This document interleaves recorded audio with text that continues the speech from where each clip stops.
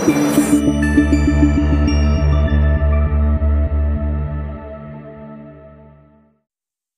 malam sahabat Bahtera, kali ini kita sampai di Banyuwangi dan kita menginap di Watu Dodol. Watu Dodol, apa? Villa atau apa ini namanya sih? Hotel Watu Dodol. Hotel Watu Dodol. Besok kita mau nyebrang ke Bali, semalam kita istirahat di sini dulu.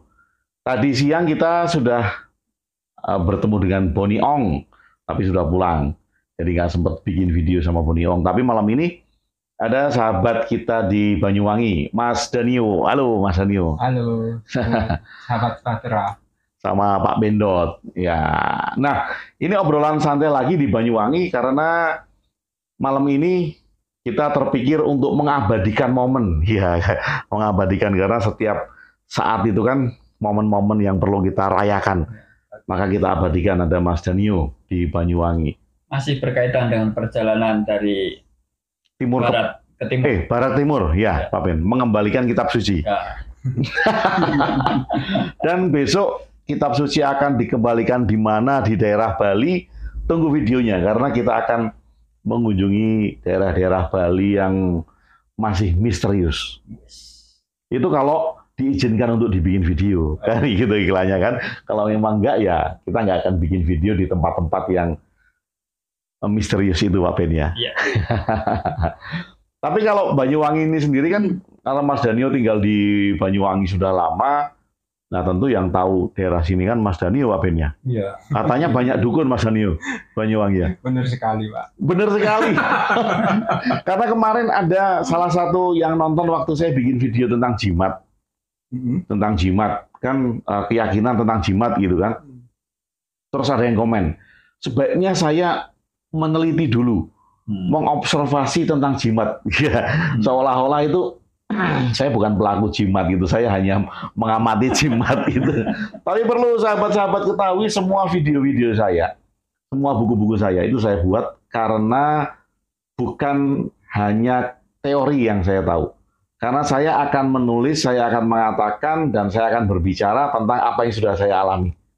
Jadi saya kalau di buku, saya tidak akan menulis hal-hal yang belum saya alami. Kalau di video, saya juga tidak akan membuat atau berbicara tentang hal-hal yang belum saya alami. Tentang katanya. Nah, apalagi tentang katanya Pak Ben, kan banyak itu. Kayak, ya banyak lah trainer yang katanya kan. Ya Mas Danio ya. Apalagi katanya Google. Iya Pak. Aku ngambil sumbernya dari Google. Jadi dia itu penyembah Google. Googleism. Tuhannya itu Google. Gitu. Nah Mas Danio, kalau tadi dukun tadi fenomena menarik Mas Danio. Berapa kira-kira kalau Mas Danio tahu karena besar di sini, berapa persen? Ya ini memang bukan penelitian ya, tapi hanya asumsi kita saja. Berapa persen kira-kira penduduk Banyuwangi itu yang percaya dukun? Semakin kesininya sih memang berkurang ya Pak daripada yang lalu-lalu. Tapi entah ketika pandemi ini mungkin bertambah. Mungkin bertambah lagi. Orang sudah stres ya, sudah stres ya. Jadinya tuh mereka pengen kaya tanpa bekerja ya. Kaya tanpa bekerja, ya siapapun pasti terdampak ya. Nggak di kota, nggak di desa, nggak dimanapun pasti terdampak dengan pandemi ini. Tapi ini fenomena menarik Mas Deni ya. Mereka mau mengusir virus atau mengembalikan bisnisnya yang redup lewat dukun. Tarifnya berapa Mas Danio dukun kalau di sini itu kira-kira? Ya macam-macam Pak, tergantung permintaan. Tapi ada yang di bawah 100.000? Kalau sekarang mungkin bisa saja Pak, karena kan orang banding harga. Jadi kalau Anda para dukun nonton video ini kemudian banding harga, ya namanya obral ya, obral after COVID. Tapi menarik loh, karena Boni juga sempat cerita Mas Danio, temennya itu pendidikannya tinggi, dokter malah ya, Ben. Kan artinya kalau dokter itu dokter umum, ngobatin orang lain dengan teknik medikalnya gitu. Tapi dia sendiri kalau sakit di sini tuh perginya ke dukun. Itu piye itu? Gimana Pak Ben itu? Kenapa coba? Kalau orang ya apalagi dokter, dia tahu ilmu medis, dia ngobatin orang dengan obat. Tapi dia sendiri sakit kok ke dukun gitu loh. Nah, ini mungkin antara budaya dan apa ya Pak, pengetahuan mungkin Pak ya. Antara pemahaman atau gimana Pak? Kalau budaya berarti dia memegang budayanya gitu, budaya percaya dukun. Sebagai seorang, dia kan secara teknis dia mengobati, dia mengetahui ilmu itu. Tapi di balik itu sendiri dia memegang tradisi budaya dukun itu tadi. Jadi di satu sisi dia sebagai seorang profesional, dia ngobatin orang, dia sendiri sakit. Ya kembali lagi ke berarti dia nggak percaya dengan ilmu dokternya dia sendiri. Bukan nggak percaya. Ya mungkin itu dorongan itu yang tetap masih berkembang gitu Pak. Tapi kalau kayak orang tuanya Mas Danio gitu, angkat-angkatan mereka lah, itu masih percaya kalau di sini? Masih percaya Pak, terutama dukun pijat. Wah, kalau itu saya setuju. Kayaknya habis dari Jakarta, Bali, Jakarta itu saya juga butuh dukun pijat. Dukun pijat itu percaya itu. Tapi menarik ya, karena saya juga baru tahu karena saya menyusurin jalan ini sampai ke Wadodol, melewati rumahnya Mas Danio. Jadi saya membayangkan kalau Mas Danio pergi ke Jakarta itu perjuangan ke stasiun kereta dari Banyuwangi naik ke Surabaya, dari Surabaya ganti stasiun ya, ke Pasar Turi untuk menuju ke Jakarta itu ternyata panjang prosesnya. Terus tadi saya tanya Mas Danio, kalau kita ngadain acara di Bali sama kita ngadain acara di Jakarta, itu dekat mana Mas Danio? Ya tentu saja Bali. Tentu saja dekat Bali, tinggal nyebrang nyampe ya. Tapi menarik, Mas Danio, kalau tadi saya sempat bicara sama Pak Ben waktu masuk ke sini itu, wah enak ya kalau tinggal di sini kita bisa mengisolir diri dari teknologi gitu. Kalau kita mau artinya kita nggak buka informasi, kemudian nggak dengar berita-berita hoax dan segala macam. Tapi ya mungkin ya tergantung dari orangnya. Kalau di sini pun buka itu juga akhirnya terkontaminasi dari itu. Tapi paling tidak, kalau saya membayangkan nggak seperti di Jakarta, di mana arus informasi itu kadang nggak bisa dibendung gitu Mas Danio. Tapi seberapa banyak teman-teman Mas Danio yang mengikuti informasi yang nggak jelas? Tentu saja sekarang itu yang banyak itu kan broadcast di WA Pak. Oh iya. Yang membuat ya mau nggak mau karena WA itu dipakai ya. Iya Pak sekarang. Grup keluarga, grup itu. Broadcast WA menyebarkan doa ini mendapat keselamatan gitu ya. Share kepada 10 orang gitu kan. Iya Pak, terutama generasi baby boomer. Langsung di-share.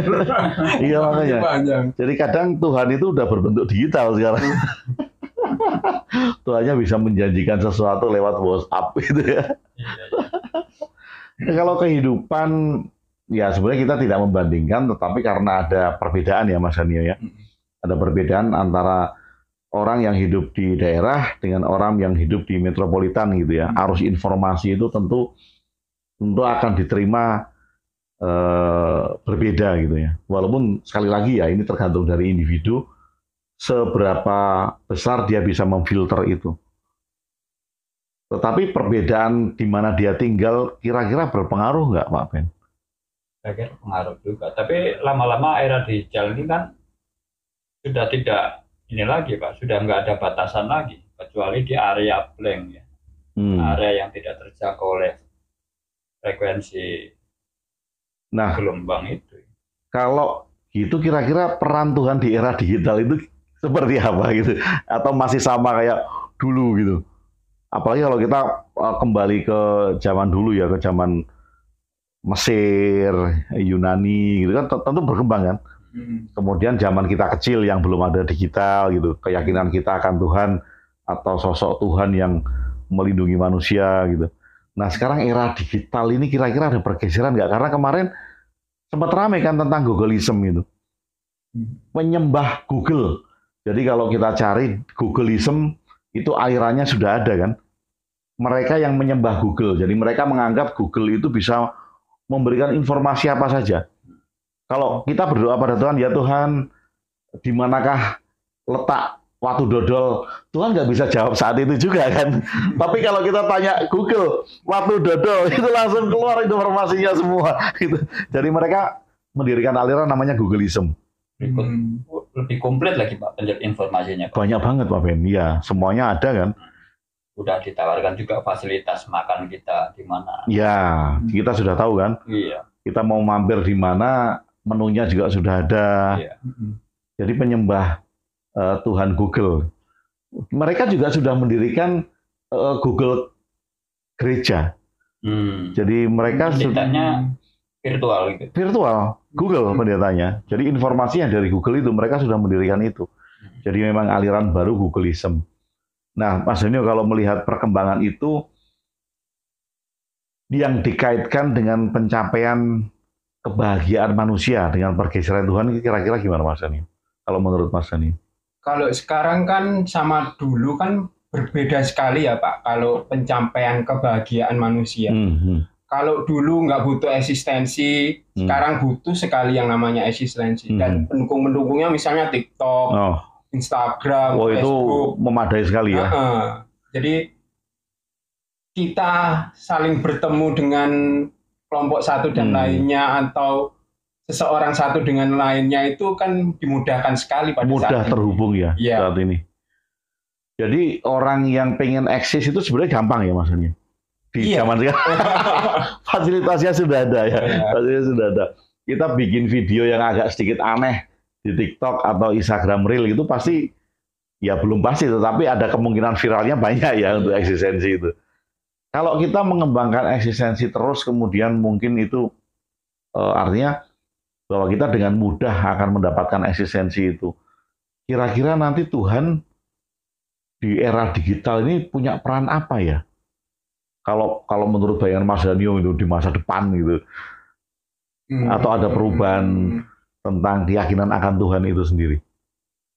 Mungkin saja akan ada Tuhan-Tuhan baru mungkin kayaknya Pak. Dan nggak tahu lagi saya bentuknya gimana. Seperti tadi kan, Google udah jadi Tuhan kan, udah Googleism kan. Iya kan? Nah Pak Ben, kalau mungkin nggak agama itu hilang? Agama formal ya, konvensional, maksudnya konvensional. Ya kayaknya selama orang masih butuh keyakinan kayaknya masih akan bertahan walaupun akan tetap tergerus Pak ya. Atau selama masih ada orang yang butuh orang lain bisa dikendalikan. Nah, bisa jadi. Sebagai alat nantinya dalam sebagai alat. Ya. Iya, sebagai alat. Tetapi kalau agama sendiri hilang, kemungkinan akan diganti dengan sesuatu yang baru nggak? Nah, kalau dari sejarah agama kan sudah ribuan jenis agama, Pak. Artinya begitu yang satu redup, muncul lagi yang baru lagi. Muncul lagi yang baru lagi. Cuma versinya berbeda kan bentuk. Nah, tadi kan kita ngobrol santai tadi Mas Danio sempat menyinggung tentang utopia ya.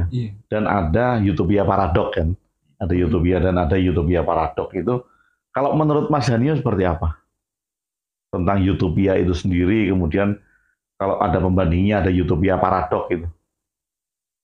Kalau menurut saya kan utopia itu kan istilahnya surga manusia yang pencapaiannya sudah terpenuhi semua kan Pak. Sedangkan kita manusia perlu apa ya, pencapaian kebahagiaan baru gitu. Yang sifatnya terus berkembang gitu Pak. Nah, menurut saya kalau dengan teknologi ini kan, kalau kita berpikir kan hampir tidak ada yang tidak bisa kita capai kan. Kalau dengan teknologi kan. Iya. Contoh, saya belum pernah ke Singapura gitu misal. Nah, dengan teknologi ini kan saya bisa melihat Singapura kan. Saya bisa lihat foto-fotonya di Google, saya lihat video-videonya.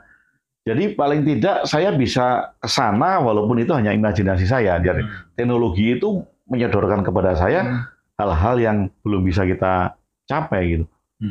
Bahkan di kebutuhan seksual gitu ya. Ada tuh. Di virtual Pak Ben. Apa namanya? Video call seks. Nah, kan itu kan. Linknya ada, Pak. Nanti Pak Ben minta link kalau sahabat-sahabat Batra ada yang punya link, kasih link. Ya kayak teknologi, kan itu teknologi kan? Iya. Yang seharusnya video call itu kita pakai untuk conference, untuk ya mengetahui kepentingan itu. Tetapi akhirnya itu dipakai untuk video call seks. Di mana dengan virtual itu orang bisa memuaskan hasrat seksual. Kan ini penggunaan teknologi kan.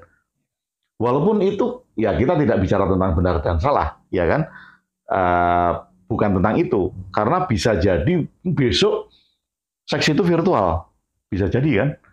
Bisa jadi. Kalau menurut dokter aktivitas seks ini kan hanya hormonal kan? Karena enzim yang kita keluarkan, hormon yang kita keluarkan, kemudian kita merasa orgasme, kita merasa puas kan karena hormon-hormon kan.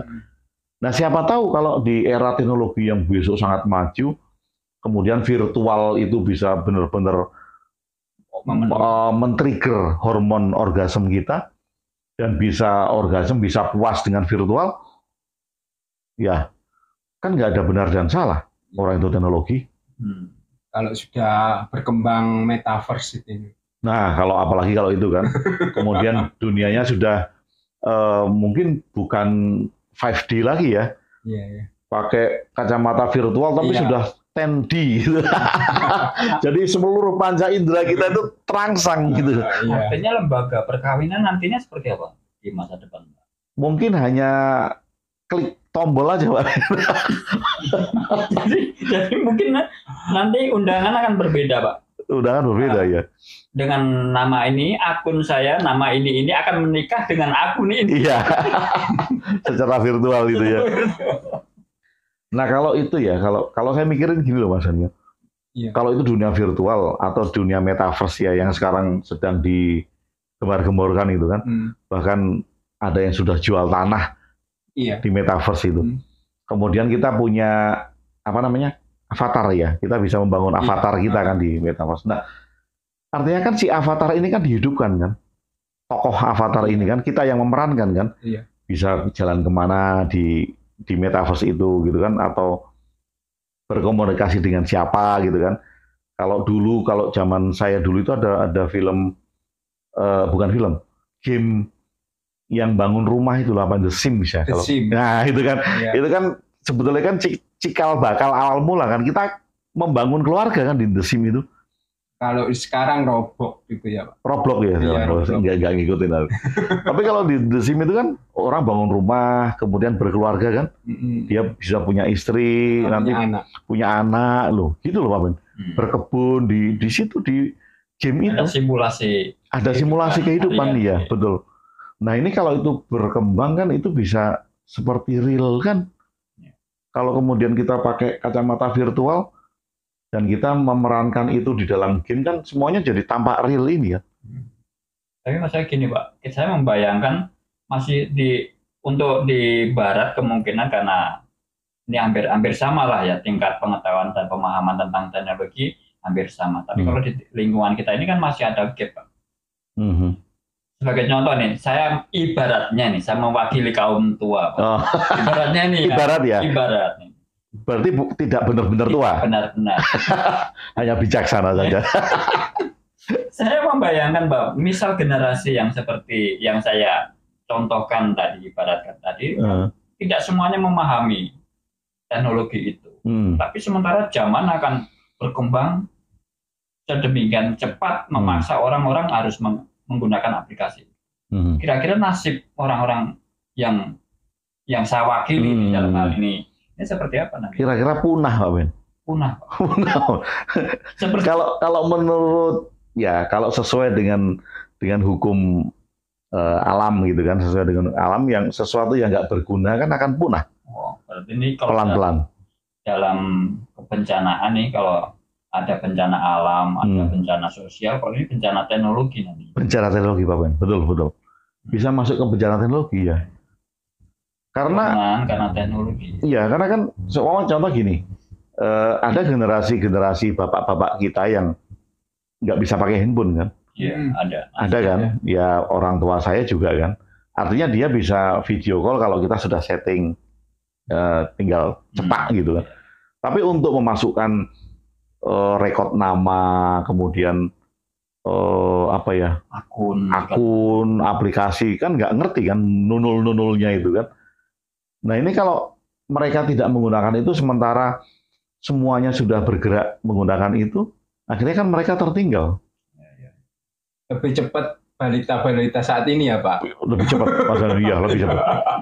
Anak-anak teman saya itu masih kecil ya, masih 3 tahun, 4 tahun itu. Pinter pakai handphone, bisa nyalain sendiri, nyetel YouTube sendiri, searching sendiri gitu loh.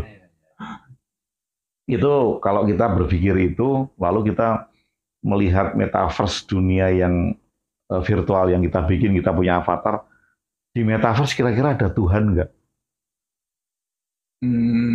Kalau sekarang kan kita beranggapan nih kan, sekarang kita beranggapan ada Tuhan yang akan memberikan kita nilai.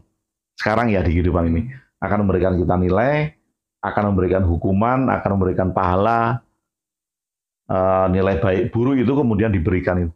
Nah kalau di dunia itu kira-kira ada Tuhan nggak? Gimana bentuk Tuhannya? Misal ini, kayak kemarin Mas Hanyo, di Jogja itu ponakan saya main game. Yang di depan kita kemarin. Terus saya tanya, loh, karena saya lihat di game itu sedang dikejar polisi. Loh itu ngapain? Kok dikejar polisi? Iya Pak D, soalnya saya mencuri motor polisi. Di game itu dia mencuri motor polisi. Dia menyatakan itu dalam ini, tanda kutip tidak merasa bersalah Pak. Tidak merasa bersalah kan kemarin Pak Ben? Ini bagian kecil dari dunia metaverse Pak.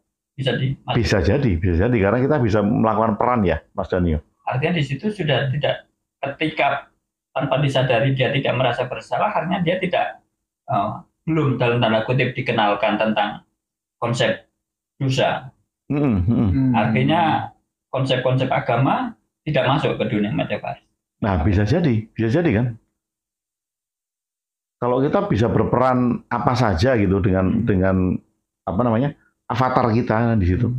Kemudian nilai merugikan orang lain dan segala macam kita anggap nggak ada karena itu virtual. Ya artinya kan juga nggak ada Tuhan. Yang mau memberikan penilaian kan nggak ada. Ini kemajuan atau seperti apa? Kemajuan atau kemunduran?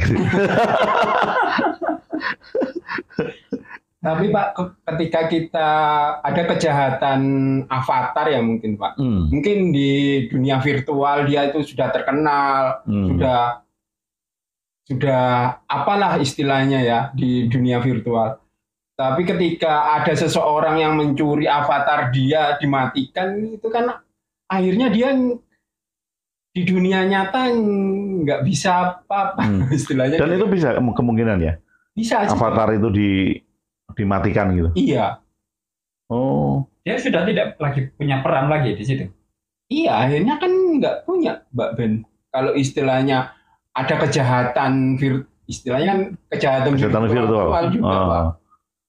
Nah, yang artinya gini, kalau ada yang mencuri virtual seseorang itu ya, apa kok virtual? Apa namanya avatar seseorang, kemudian avatar itu dimatikan, kan dia bertindak sebagai penjahat juga kan? Iya. Istilahnya kalau di dunia nyata kan membunuh orang ya kan? Iya. Nah, ini kan dia berani seperti itu kan karena dianggap nggak ada konsep Tuhan. Nah ini cuman avatar kok.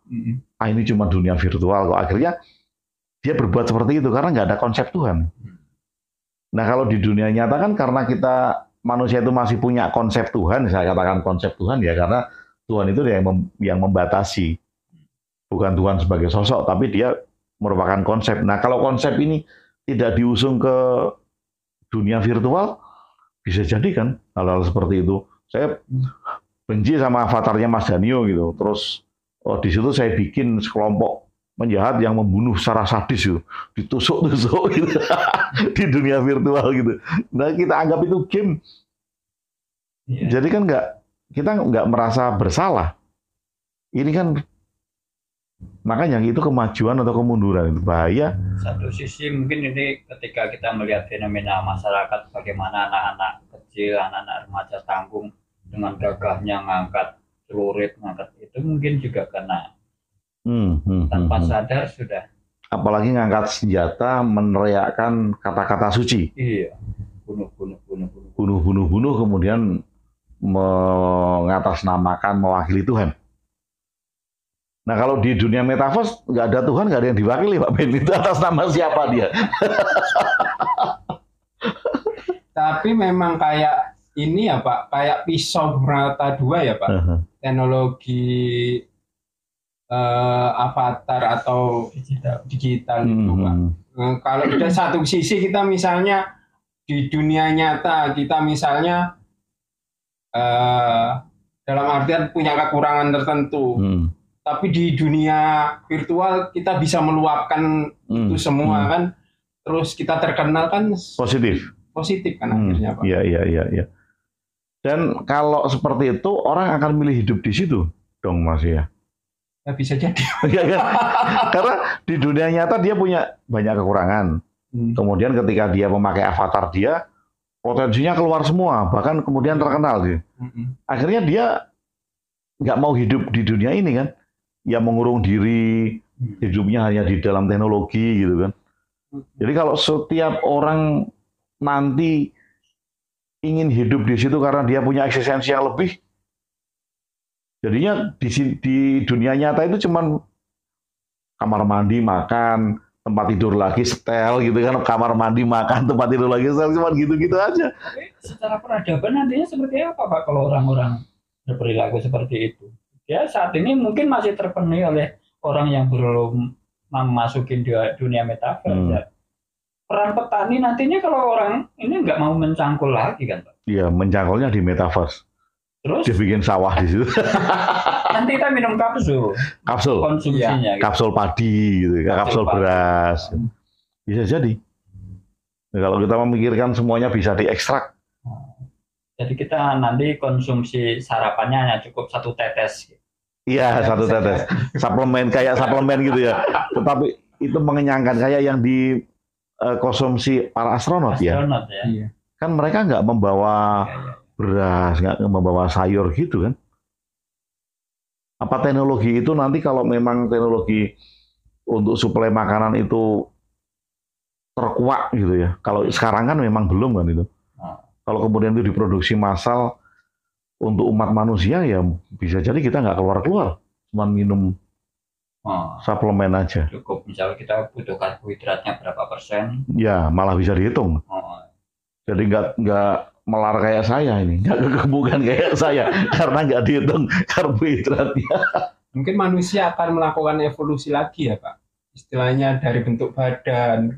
Nah, itu Mas Danio yang saya pernah lihat ya satu film itu kartun sebenarnya, animasi kartun, tapi menurut saya bagus banget.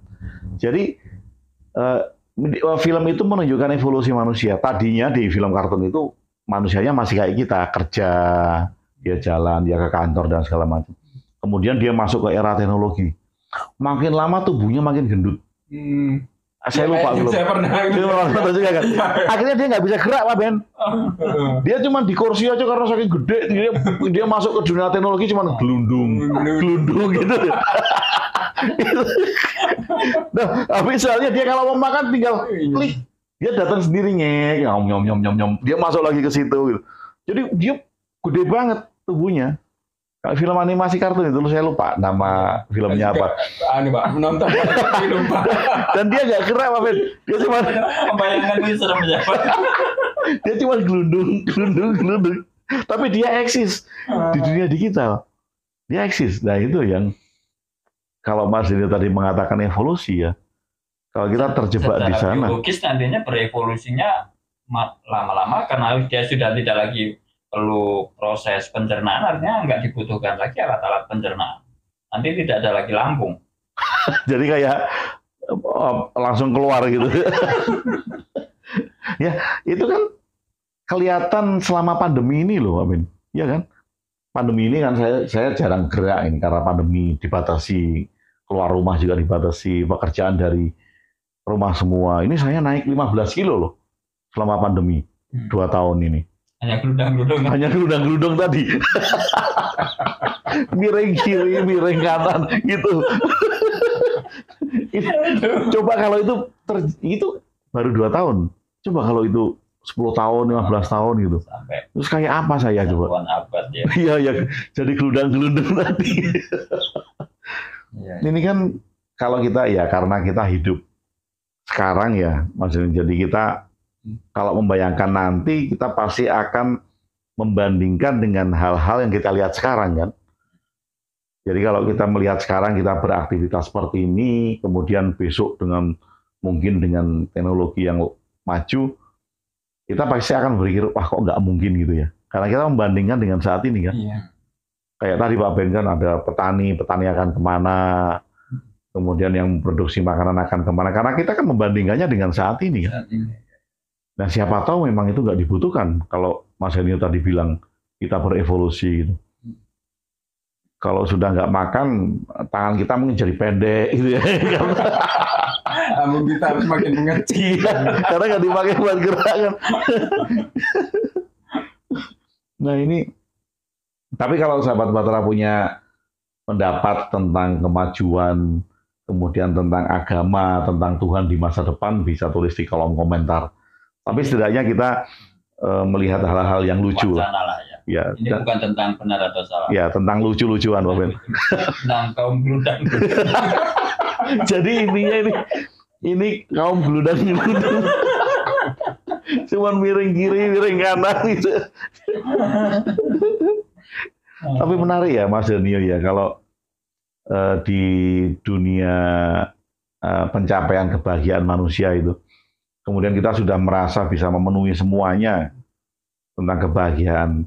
Nah, orang yang mengatakan itu, nanti suatu saat ketika kebahagiaan manusia sudah terpenuhi, kebutuhannya sudah terpenuhi, maka dia tidak akan mencari kebahagiaan lagi karena sudah mencapai di ultimate happiness. Gitu.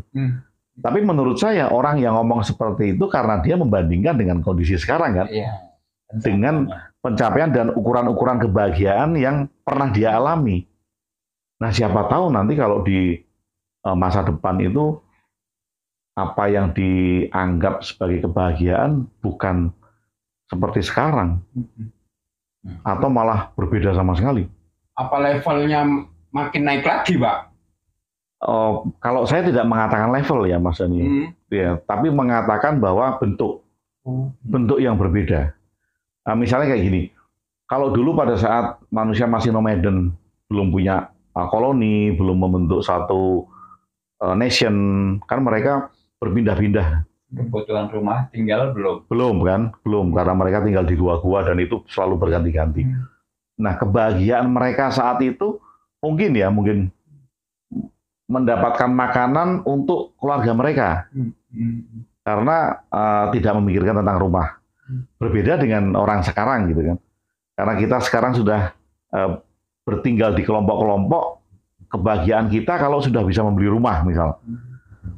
Dulu beli rumah yang tidak harus mewah sudah bahagia gitu misal. Nah di zaman sekarang rumah harus mewah, harus ada mobil, ada kolam renang, misalnya itu kan. Nah ada prasyarat tertentu ya. Ada syarat-syarat tertentu. Nah kalau bagi saya itu bukan level, Mas Danio. Kalau bagi saya itu bentuk yang berubah. Dari bentuk kebahagiaan yang berubah. Dan mungkin saja kan nanti di abad-abad mendatang kebahagiaan kita juga berubah lagi kan. Bukan tentang itu. Orang sekarang, anak-anak sekarang itu bentuk bahagianya itu kalau sudah punya iPhone terbaru. Kemarin saya pulang ke Jogja kemarin Pak Ben. Langsung Pak De, iPhone baru, wah gitu kan udah bentuk kebahagiaan kan punya. Baru yang 13, Pak. Ya, 12 kalau nggak salah. Jadi dia belum mampu beli yang 13, jadi beli yang 12. Pokoknya asal iPhone itu, Pak. Asal iPhone ya. Wah, berapa aja asal mereknya iPhone gitu ya. Nah itu kan bentuk yang berbeda kan, bentuk yang baru lagi. Target kebahagiaannya berbeda ya, bergeser ya. Bergeser Pak Ben. Jadi bukan level ya. Kalau mungkin ada yang mengatakan level ya kebahagiaan tidak ada yang tinggi dan rendah. Bentuknya berbeda. Apa yang kita anggap sebagai peraih kebahagiaan itu. Ya bisa jadi kebahagiaan biasa itu kalau gelundang-gelundung tadi Pak Ben. Kalau orang sudah nggak keluar rumah, sudah di bed gitu kan, tapi dia bisa melakukan segalanya lewat virtual, mungkin itu kebahagiaan. Jadi bentuk kebahagiaannya ya gelundang-gelundung tadi. Kalau di zaman kayak gini, kita sekarang mungkin aneh ya Pak? Aneh, iya. Tapi mungkin iya kan? Karena kita, ya itu tadi kan maksudnya, karena kita membandingkan dengan hal-hal yang ada sekarang. Jadi kan itu bentuk yang aneh. Kaum gelundang-gelundung tadi. Kalau sekarang ada mungkin generasi biasa itu generasi gelundang-gelundung Pak Ben. Tapi menarik, sahabat Bahtera, kita di Banyuwangi sekali lagi karena ini adalah perjalanan untuk merayakan. Jadi ini yang kita obrolkan adalah obrolan sukacita. Tapi kalau ingin meninggalkan komentar, silakan tentang pendapat itu. Mungkin saja itu tadi bahwa kita menyongsong kaum gelundang-gelundung. kaum masa depan yang tidak ada Tuhan, tidak ada agama, basicnya teknologi gitu. Kemudian dia tidak melakukan apa-apa tapi bisa eksis. Ya sementara kita namakan mereka kaum gelundang-gelundung. Karena nggak bergerak, cuma gelundung kiri, gelundung kanan gitu. Oke, terima kasih sahabat Bahtera. Saya Pak Ben dan Mas Danio dari Banyuwangi mengucapkan selamat malam. Semoga cinta dan bahagia terus menyertai sahabat Bahtera semuanya. Ya, say goodbye kepada semuanya. Dah, stay original and authentic.